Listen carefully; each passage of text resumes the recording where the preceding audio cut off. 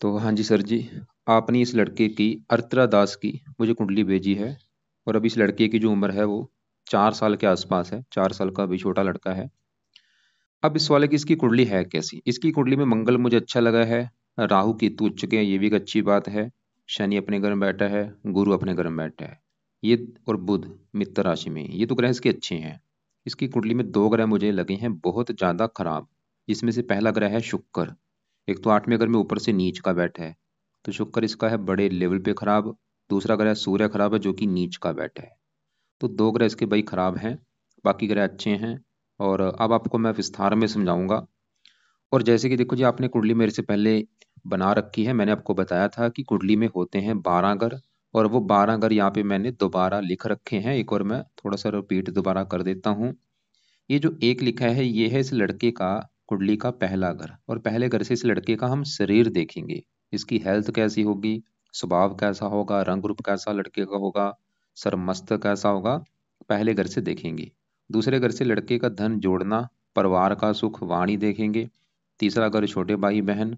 चौथे घर से लड़के की माता का सुख, मकान का सुख, वाहन देखेंगे। पांचवा घर इसकी पढ़ाई का है, इसके बच्चों का। छठा घर शत्रु, रोग, कर्जा। सातवां घर इसकी पत्नी का है। आठवें घर से उम्र देखेंगे। नौवें घर से भाग्य है। 10वां घर इसके काम काज का है, पिता का भी है। 11वां घर आमदनी, लाभ, इच्छा पूर्ति, बड़े भाई बहन। और 12वें घर से लड़के के खर्चे देखेंगे। मतलब हमने यहाँ पे जो कुछ देखना है, हमें कुंडली में वो घर देखना है। हमने मान लो लड़के की पत्नी के बारे में जानना है कि भाई लड़के की पत्नी जो है वो कैसी होगी। तो 7वां घर है इसकी पत्नी का घर। तो पत्नी देखनी है, 7वां घर देखेंगे। और 7वें घर में क्या लिखा है? 5, जो कि है सिंह राशि। सिंह राशि का मालक है सूर्य। तो इसकी पत्नी के सुख के लिए 7वें घर के मालक सूर्य को देखना पड़ेगा। ऐसे ही हमने लड़के के बच्चों के बारे में जानना है, इसके जो आगे बच्चे होंगे। 5वां घर इसके बच्चों का है। 5वें घर में नंबर 3 लिखा है, 3 है मिथुन राशि, मालक है बुध। तो बच्चों के लिए हमें बुध को देखना पड़ेगा। तो हमने देखो जी जो कुछ देखना है हमें कुंडली में वो घर देखना है। और घर का जो मालक है वो मालक देखा जाता है। अब अ, अब होगा क्या कि ये जो 9 ग्रह हैं इनका असर इस लड़के के जीवन के ऊपर हमेशा रहेगा। लेकिन इनका असर कई गुना बढ़ जाएगा जब इनकी चलेगी दशा। अभी सभी 9 ग्रहों में अभी इसके ऊपर जो सबसे ज्यादा असर है वो है इस राहु ग्रह का।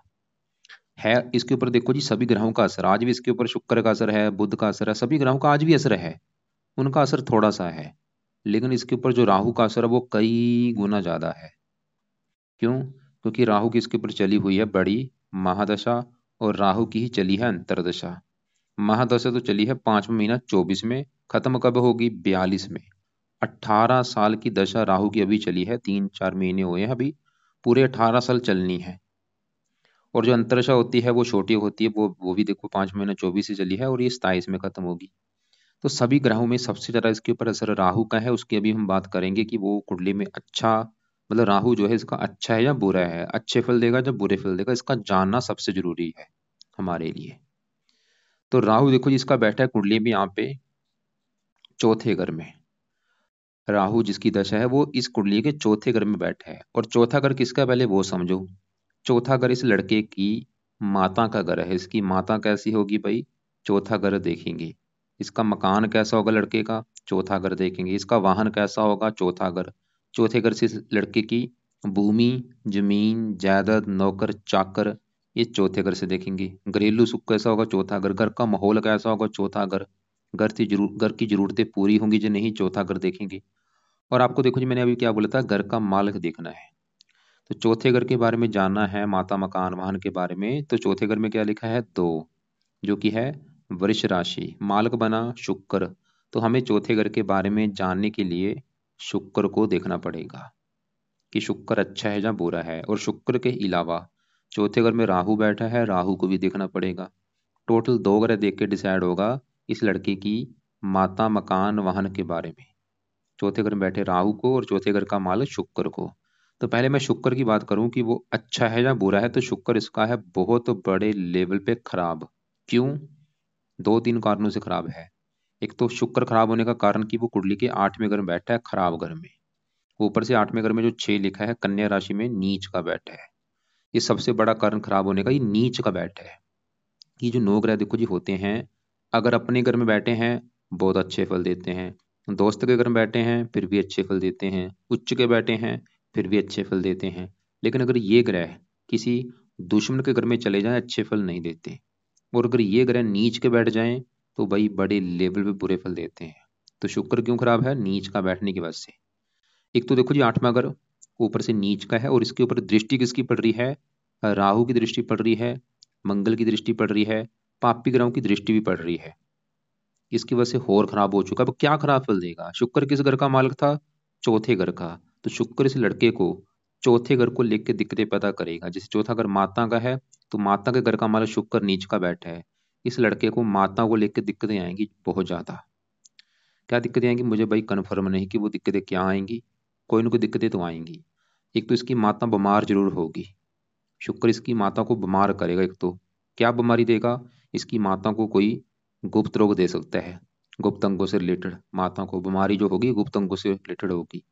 और जहाँ तो इसकी माता से इस लड़के की बनेगी नहीं, ये भी दिक्कत आ सकती है।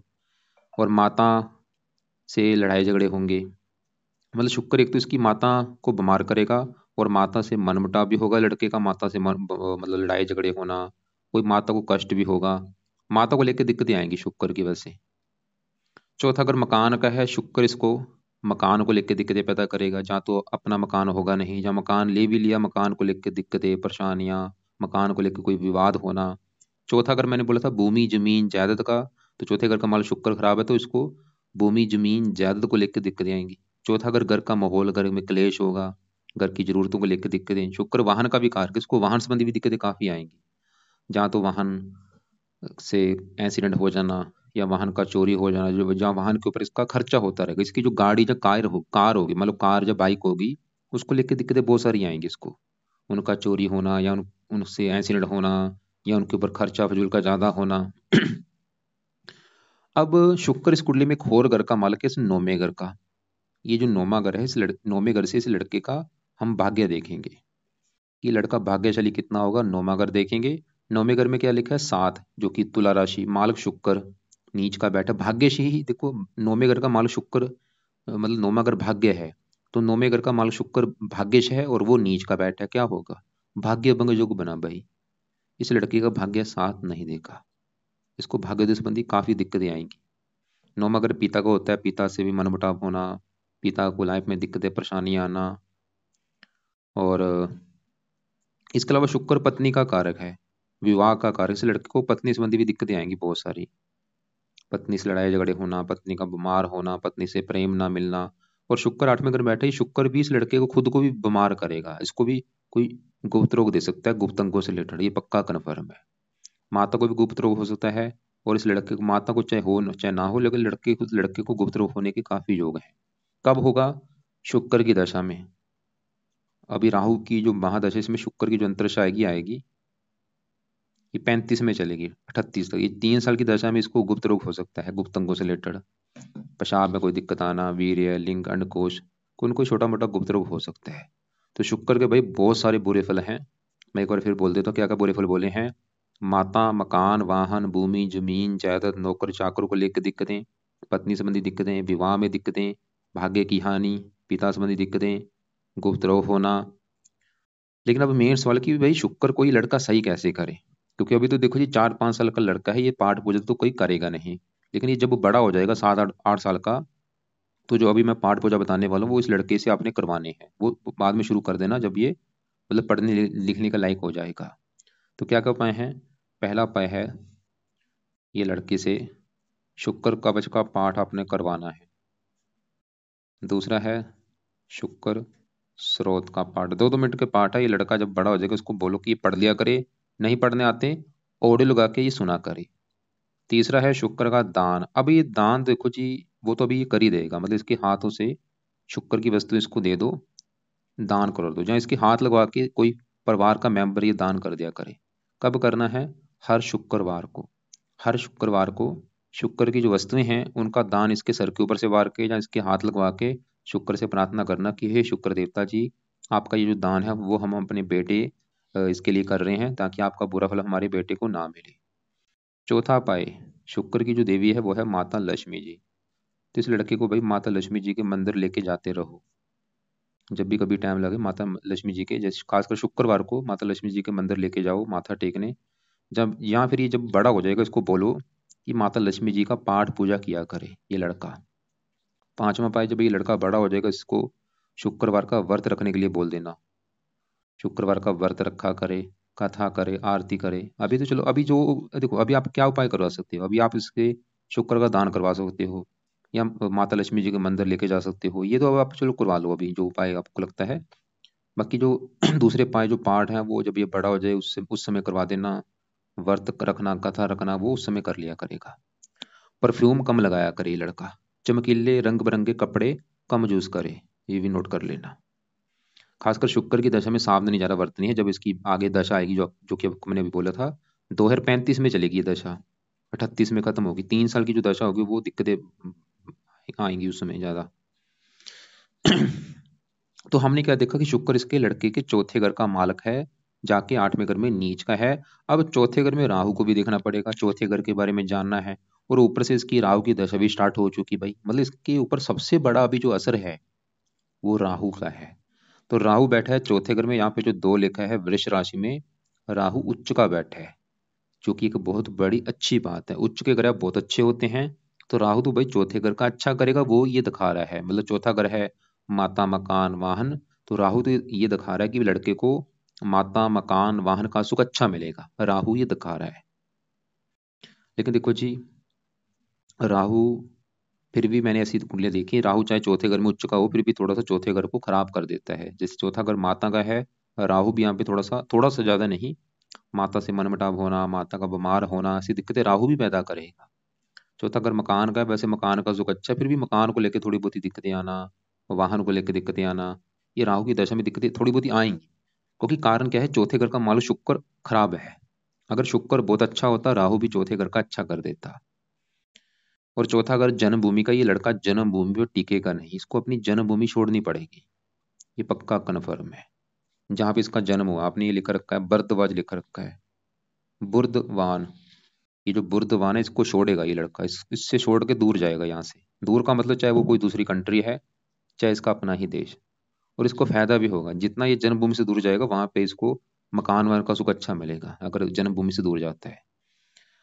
और राहु देखो, जब जो राहु की दशा है इसमें जो सबसे बड़ी दिक्कत क्या आएगी, राहु की 7वीं दृष्टि पड़ रही है 10वें घर के ऊपर। यहाँ पे जो 8 लिखा है ये है वृश्चिक राशि, जो कि राहु की नीच राशि है। बैठा उच्च का है लेकिन अपनी नीच राशि को देखेगा तो 10वें घर को खराब करेगा ये राहु। मतलब राहु में जो दिक्कत इसको आएगी, 10वां घर काम काज का, राहु इसके काम काज में दिक्कतें पैदा करेगा। 10वां घर पिता का है, पिता संबंधी दिक्कतें आना, पिता का बीमार होना या पिता से मनमुटाव होना, या पिता के काम काज में दिक्कतें आना, या पिता की हेल्थ खराब होना, पिता को बीमार करना, ये राहु की दशा में दिक्कतें आएंगी। और राहु की नौवीं पड़ेगी, बाहर में खर्चे बढ़ाएगा 8। और एक बात हो रहा है अब बाकी देखो जी, मेन क्योंकि एक होता है बताना, जिसमें अब मैं तो अभी बता रहा हूँ कि राहु ये है वो है, एक होता है प्रैक्टिकल करना। आप मान लो लड़के के पिता हैं, तो आप नोट कर लो कि जब से राहु की दशा चली है पिछले 3-4 महीने हो चुके हैं। अगर तो आपको लग रहा है कि जब से राहु की दशा आई है, राहु की दशा में इस लड़के की हेल्थ खराब हो रही है, राहु की दशा आने के बाद लड़की की माता बीमार हो रही है, राहु की दशा के आने के बाद पिता बीमार हो रहा है या पिता के काम काज में दिक्कतें आ रही हैं, तो राहु भाई कष्ट इसको लड़के को दे रहा है। तो राहु के उपाय इस लड़के के लिए बहुत बहुत बहुत जरूरी है। चाहे खराब फल दे रहा है चाहे नहीं, जो भी मान लो, मतलब राहु की क्योंकि बड़ी दशा है, राहु की ही छोटी दशा है भाई, राहु के उपाय इस लड़के से करवाने हैं। क्या उपाय हैं, क्योंकि देखो ये लड़का तो भी छोटा है, लेकिन जो आपको उपाय मैं बता देता हूँ, जो उपाय सही लगे वो आप करवा देना। पहला उपाय तो है सबसे बेस्ट, वो है राहु कवच का पाठ पढ़ना। अब ये लड़का तो पाठ पढ़ेगा नहीं, ये पाठ कौन पढ़ सकता है, इस लड़के की माता इस लड़के के लिए पाठ पढ़ सकती है। इसके नाम का मतलब संकल्प ले ले, इसकी माता या इसका पिता, अगर आप पिता हैं तो भाई आप इस लड़के के लिए संकल्प लेके ये पाठ इसके नाम का रात के समय पढ़ दिया करो कि हे राहु देवता जी, आपका जो पाठ है वो अपने में बेटे इसके लिए पढ़ूंगा ताकि आपकी जो दशा है वो मेरी बेटी की अच्छी जाए। दूसरा है राहु स्रोत का पाठ। दोनों की बजाय अभी खाली एक पाठ पढ़ दो, राहु कवच के पाठ को अपने बेटे के लिए पढ़ लिया करो। स्रोत का पाठ जब ये बड़ा हो जाएगा, ये बड़े इसको बोल देना, फिर ये दोनों पाठ ये खुद पढ़ लिया करे। तीसरा उपाय भी इस लड़के के लिए कराओ, वो है राहु का दान। हाँ, ये भी देखो जी, जिसमें शुक्र का दान बोला है कि वो इसके हाथों से या इसके हाथ लगवा के शुक्रवार को कर दिया करो। ऐसे राहु का भी दान इसके हाथों से या इसके हाथ लगवा के कोई परिवार का मेंबर कर दिया करे। कब करना है? खासकर शनिवार को कर दो, बुधवार को कर दो, या रोजाना भी कर सकते हैं, या हफ्ते में 3-4 दिन कर दिया करो। और चौथा उपाय, इस लड़के को देखो जी, राहु को सही करना है तो कुछ देवी देवताओं के मंदिर में लेके जाओ, या उनका पाठ, ये लड़का क्योंकि पाठ तो अभी करेगा, देखो 4 साल का है। तो इसको जैसे कि एक तो होता है राहु के लिए क्या होता है, शिव जी की पूजा उपासना की जाती है।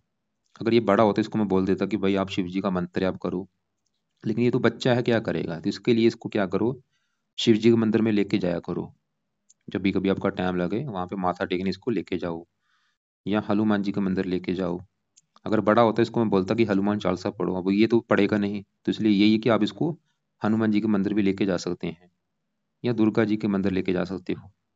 लेकिन ये देखो जी, जब ये 8-9 साल का हो जाएगा, पढ़ने लायक हो जाए, इसको आपने बोलना है कि आप शिव जी की पूजा उपासना करो, हनुमान चालीसा पढ़ो, दुर्गा चालीसा पढ़ो। लेकिन अभी सिर्फ आप इसको मंदिर लेके जा सकते हो, इनके मंदिर में माथा टेकने लेके जाया करो। और दान इसके हाथों से करवा दिया करो, राहु का दान। नीले कपड़े बिल्कुल या तो कम यूज करो या बंद कर दो। राहु का रंग है नीला, और शुक्र का रंग क्या है? शुक्र का रंग है वाइट है, या चमकीले कपड़े, रंग बिरंगे कपड़े, या क्रीम रंग के कपड़े, ये कम यूज कराया करो। बाकी इतना डरने की बात नहीं, क्योंकि राहु फिर भी उच्च का है, कई प्रकार के अच्छे फल देगा। बाकी फेस कर लेना इसकी दशा जो जा रही है, वो कैसी जा रही है, अच्छी जा रही है या बुरी जा रही है, वो भी आप देख लेना। अब इसका देखो जी, सूर्य भी मुझे खराब लगा है, सूर्य की बात करेंगे कि वो क्यों खराब है, क्या खराब फल देगा। इसका देखो जी, जो सूर्य ग्रह है वो है इस घर का मालिक 7वें घर का। मैंने आपको बोला था 7वां घर है, ये जो लड़का है, इस लड़के की जो पत्नी होगी, पत्नी देखनी है, 7वां घर देखेंगे। और 7वें घर में क्या लिखा है? 5, जो कि सिंह राशि, सिंह राशि का मालिक है सूर्य है। तो पत्नी का सुख देखना है, सूर्य को देखना पड़ेगा कि सूर्य अच्छा है कुंडली में या बुरा है। और सूर्य इसका है बड़े लेवल पे खराब, क्यों? क्योंकि सूर्य यहाँ पे जो 7 लिखा है, तुला राशि में नीच का बैठा है। शुक्र क्यों खराब था? नीच का बैठा है। ऐसे सूर्य भी खराब है क्योंकि ये नीच का होके बैठा है। और किस घर में बैठा है? 9वें घर में, भाग्य घर में। अब सूर्य इसको खराब फल क्या देगा? पत्नी घर का मालक है, तो पत्नी संबंधी दिक्कतें पैदा करेगा सूर्य। सूर्य ही दिखा रहा है इस लड़के को, भाई पत्नी संबंधी दिक्कतें आएंगी बड़े लेवल पे। वो दिक्कतें क्या होंगी? जहाँ तो इसकी पत्नी से बनेगी नहीं, लड़ाई झगड़े होंगे बहुत ज्यादा उससे, या पत्नी बीमार रहेगी, या पत्नी से तलाक हो सकता है। उसके दो कारण हैं। इसको पत्नी संबंधी दिक्कतें आने का पहला कारण है सूर्य ग्रह, दूसरा कारण शुक्र, क्योंकि शुक्र पत्नी का कारक होता है। शुक्र से पत्नी का सुख देखा जाता है, विवाह का सुख देखा जाता है। तो शुक्र भी इसका नीच का है, ऊपर से सूर्य 7वें घर का मालिक वो भी नीच का है। तो सूर्य का बुरा फल इसको एक तो पत्नी को लेकर मिलेगा, दूसरा बुरा फल सूर्य पति का इसका जो पिता है, पिता का कारक होता है, इसके पिता को लेकर दिक्कतें पैदा करेगा सूर्य। ये बैठा भी पिता के घर में है।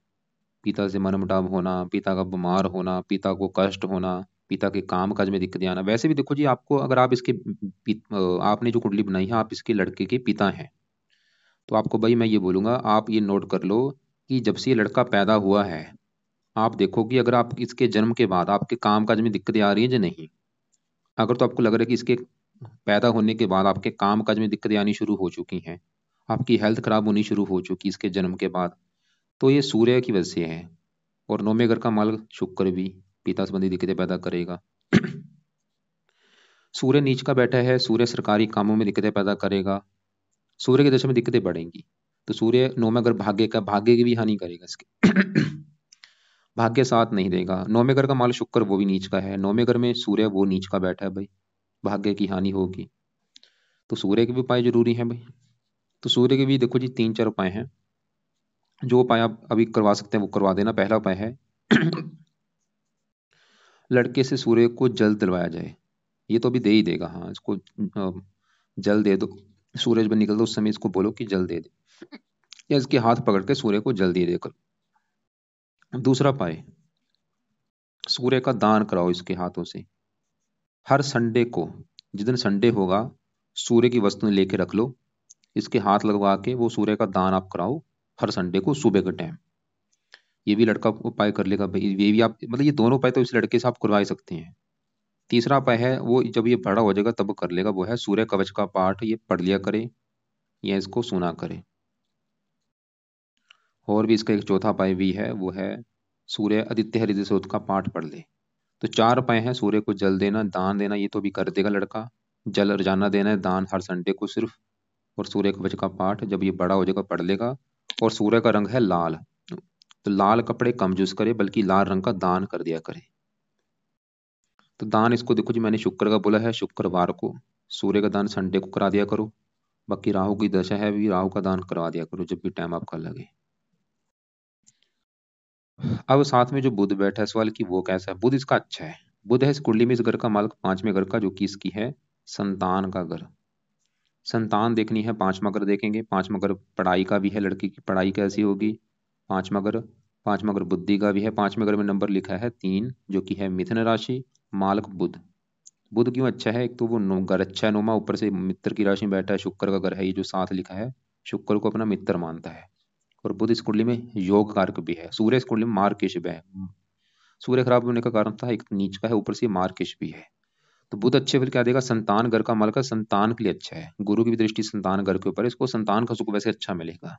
संतान भाग्य घर में बैठी, संतान होने के बाद भाग्य भी साथ देगा। पढ़ाई के लिए अच्छा है, लड़का पढ़ा लिखा होगा, बुद्धिमान होगा, क्योंकि गुरु भी इस घर को देख रहा है। तो संतान, पढ़ाई, बुद्धि, इन मामलों में बुध अच्छा है। आठवें घर का मालिक है, उम्र के लिए अच्छा है। बाकी देखो जी, यहाँ पे मैं गुरु की बात करूँ, ये बड़े लेवल पे अच्छा है। ये 11वां घर है इस लड़की की, आमदनी का घर। आमदनी कैसी होगी? 11वां घर, बड़े भाई बहन, लाभ, इच्छा पूर्ति होगी जिन्हें 11वां घर। और 11वें घर में लिखा है नंबर 9, 9 है धनु राशि, इसका जो मालिक है वो है गुरु। और गुरु इसी घर में बैठा है। तो गुरु इसका बहुत ही अच्छा है, वो अपने ही घर में बैठा है 11वें घर में। तो गुरु 11वें घर का करेगा अच्छा। 11वां घर आमदनी, इसकी आमदनी बहुत अच्छी होगी, इसको बड़े बड़े लाभ होंगे, इच्छाएं पूरी करेगा ये अपनी। मतलब गुरु इसको इनकम के मामले में अच्छे फल देगा, आमदनी अच्छी कर देगा इसकी। और 11वां घर है बड़े भाई बहन, अगर इसका कोई बड़ा भाई होगा, उसका सुख बहुत अच्छे अच्छे लेवल में मिलेगा इसको। और गुरु का एक और घर है ये कुंडली में, दूसरा घर। दूसरा घर होता है धन जोड़ने का, परिवार का, वाणी का। और दूसरे घर में बारह लिखा है मीन राशि, मालक गुरु। गुरु इसको भाई धनी भी बनाओ जरा बनाएगा, धन लाभ, धन लाभ देगा गुरु इसको, इच्छाएं पूरी कर देगा, पारिवारिक सुख अच्छा। गुरु की दृष्टियां पड़ रही हैं, पांचवीं यहाँ पे मेहनती साहसी। पांचवें घर को संतान के लिए अच्छा है, पुत्र का जो बना देगा, पढ़ा लिखा बुद्धिमान। गुरु वैसे पत्नी घर को देख रहा है, थोड़ा सा पत्नी के लिए अच्छा है। ये बुरे फलों, मतलब इसके थोड़ा सा, जैसे मैंने बोला था, ये तलाक का योग भी बना सकता है, लेकिन गुरु की मेहरबानी की वजह से फिर भी साथ में घर का गुरु अच्छा कर रहेगा। बाकी देखो जी, इसके दूसरे घर में मंगल बैठा है, वो भी बड़े लेवल पे अच्छा है। मंगल क्यों अच्छा है? क्योंकि मंगल दूसरे घर में, गुरु घर में बैठा है, गुरु को अपना मित्र मानता है। तो मंगल दूसरे घर में बैठा है, तो धन के घर में, मंगल भी इसको धनी बनाएगा। मंगल का अपना घर है ये तीसरा, जहाँ पे एक लिखा है मेष राशि, मालक मंगल। मंगल देखो मैंने बोला इसको धनी बनाएगा, कैसे धनी बनाएगा? अब सवाल ये है। मंगल इस कुंडली के दो घरों का मालक है। एक तो मंगल का घर है तीसरा, जो कि है मेहनत, मेहनत धन, खुद की मेहनत के बल पर भी धन कमाएगा। और मंगल इस कुंडली में 10वें घर का मालक है। 10वें घर में जो नंबर 8 लिखा है, वृश्चिक राशि, मालक मंगल। 10वां घर है काम काज, तो काम काज चलेगा धन के घर में, इसको काम काज से धन मिलेगा। 10वां घर पिता, पिता पिता से धन मिलेगा। 10वां घर सरकार, सरकार से भी इसको धन मिलेगा। तो मंगल इसको भाई मेहनत के बल पर भी धन मिलेगा, सरकार, पिता। और मंगल भाई का कारक, भाई से भी धन मिलेगा। बाकी इसके 12वें घर में शनि बैठा है, ये भी अच्छा है। 12वां घर वैसे तो घर अच्छा, लेकिन 12वें घर में जो 10 लिखा है, मकर राशि, मार्ग शनि। शनि कहाँ बैठा है? इसी घर में। और शनि से पहले घर में मालक है, जहाँ पे 11 लिखा है, कुंभ राशि, मार्ग शनि। पहला घर शरीर, 12वां घर विदेश। शनि इसको विदेश में लेके जाएगा, मतलब ये जन्मभूमि पर टिकेगा नहीं भाई, ये तो कन्फर्म है। बुर्दवान जो लिख रखा है, बुर्दवान से दूर जाएगा। दूर का मतलब होता है चाहे कोई दूसरी कंट्री है, चाहे इसका अपना ही देश। कई कारण है। राहु चौथे घर में बैठा है, जन्मभूमि के घर में। चौथे घर का मालक शुक्र, वो 8वें घर में है। तो हमने क्या क्या देखा? मंगल अच्छा है, शनि ठीक ठाक है, गुरु अच्छा है, 10वें घर में केतु, वो यहाँ पे उच्च का बैठा है, काम काज के लिए अच्छा है, सरकार, मान प्रतिष्ठा। बुध पढ़ाई के लिए अच्छा है, संतान। चंद्रमा भी ठीक ठाक है, लेकिन मार्केट थोड़ा सा ये। और इसका जो सबसे ज्यादा ग्रह खराब है शुक्र, जो कि आपको मैं विस्तार में समझा तो चुका हूँ, क्यों खराब है, क्या खराब फल देगा, कैसे सही करना है। सूर्य खराब है, वो भी आपको समझा चुका हूँ। और बाकी जो राहु है, वो मैंने बोला है वैसे तो उच्च का है, लेकिन फिर भी राहु एक दान वगैरह होता है, इसकी वजह से थोड़ा बहुत ये दिक्कतें लाइफ में पैदा करता है जब भी दशा आती है। तो राहु के उपाय मैंने बताए हैं, ताकि दशा अच्छी जाए, उसका बड़ा असर है। तो एक और मैं दोबारा आपको रिपीट करूँ कि क्या क्या मैंने उपाय बोले हैं। क्योंकि 4 साल का भी बच्चा है, तो उसको देखो जी, जब सुबह उठे सूर्य को जल दे दिया करे ये लड़का। उसके बाद राहु का दान इसके हाथों से करवा दिया करो जब भी आपका टाइम लगे। खासकर शनिवार को बुधवार को जरूर करवाया करो। और शुक्र का दान हर शुक्रवार को कराना है, और सूर्य का दान हर संडे को कराना है। ये 3 ग्रहों के दान करवाने हैं। इसके अलावा राहु के लिए मैंने बोला शिव जी के मंदिर, हनुमान जी के मंदिर, दुर्गा जी के मंदिर, इसको लेके जाओ। और शुक्र के लिए माता लक्ष्मी जी के मंदिर लेके जा सकते हो। और बाकी शुक्र के जो कपड़े हैं वो कम यूज़ करें, चमकीले कपड़े, रंग बिरंगे कपड़े, परफ्यूम कम लगाए। राहु के नीले कपड़े कम यूज़ करें, सूर्य के लाल रंग के कपड़े कम यूज़ करें, खासकर संडे को लाल कपड़े कम यूज़ करें। और मंगलवार को लाल कपड़े वैसे पहन सकता है। और बाकी देखो जी, टोटल अगर कुंडली का निचोड़ निकालूं, सबसे बड़ी दिक्कत इसको एक तो पत्नी के रिगार्डिंग आएगी, दूसरा चौथे घर के रिगार्डिंग दिक्कत आ सकती है, माता मकान वाहनों को लेकर दिक्कतें आएंगी। और बाकी देखो जी, फिर भी अगर आपको लग रहा है कि कोई बात समझ नहीं लगी, आपने कुछ पूछना है मेरे से, कॉल करके मुझे पूछ लेना।